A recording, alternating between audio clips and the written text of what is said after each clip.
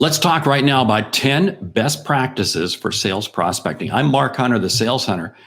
Wow, prospecting. Yeah, it can be tough. It can be hard. But let me give you 10 best practices that if you put them into play, I guarantee it will up your game. Content comes right out of the Sales Hunter University. It's my online course, my online program. I do want you to check it out. Number one, schedule regular time. You have to schedule regular time.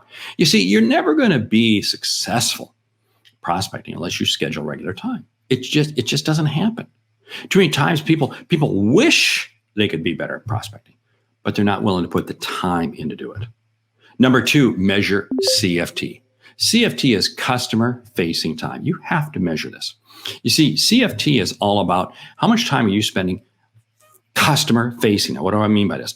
This is not thinking about a customer. This is not preparing to prospect. This is not doing all that. This is actual on the phone, actively exchanging emails, might be on a Zoom call, whatever it might be, but measure your CFT. And you want to measure that over a period of time, because what you want to be doing is you want to be increasing that level of CFT. You see, you'll never be able to close what you don't start. And you're not going to have anything to close unless you're having conversations with customers. So you better be measuring your CFT. Number three, focus on incremental opportunities. Keyword is incremental. It's so easy to sit there and focus on repeat business or business that's just flowing in, business that's just coming in. That's order taking. That's customer service. That's not prospecting. Prospecting is about creating incremental opportunities. That means you're uncovering new customers. You're uncovering new ways that you can help. Maybe an existing customer. Maybe it's an existing customer, but you're working with a new division. You're working with new people, whatever it might be, but it's incremental opportunities. Number four, follow-up gets the sale. I can't stress this enough. Don't ever think for a moment that prospecting is about making one call and being done. No, prospecting is about staying engaged to allow you to qualify the process, to move them into that sales stage, to get them ready to where you can turn them into a customer. Follow-up gets the sale. Repetition. Number five, focus on your ICP. I talk about this a lot. ICP, ideal customer profile. Don't sit there and prospect anybody and everybody just because they download an ebook or they look at something or who cares if they don't fit? And so this means you've got to have gates. You've got to have a measuring process to be able to understand, do they fit my ideal customer profile? And if they don't, I don't have time for them. Number six, use every medium. What does this mean? It's not just using email. Oh, let me bang out another email. Oh, who cares? Who cares about another email? Am I using voicemail? Am I using video? Am I using social media? Am I using text? Now, not every medium is right for every person, but you have to be comfortable and prepared to use every one. Because at the end of the day, it's not what's comfortable to you, it's what's comfortable to the other person, especially after we break through, we have that initial conversation and we're in the follow-up. You've got to be communicating to them in their language, their medium. Number seven, qualify fast. Qualify fast. Your goal is to spend more time with fewer prospects. That's right. Your goal is to spend more time with fewer prospects. You see, what this comes down to is very simply this. I got to be prepared to ask tough questions right out of the chute. Because don't sit there and say, well, I don't want to ask tough questions because I may disqualify them too soon. Well, what's the point of disqualifying too soon if you're never going to be able to get them to the close? Oh, but Mark, I don't know if I can sell. I get that.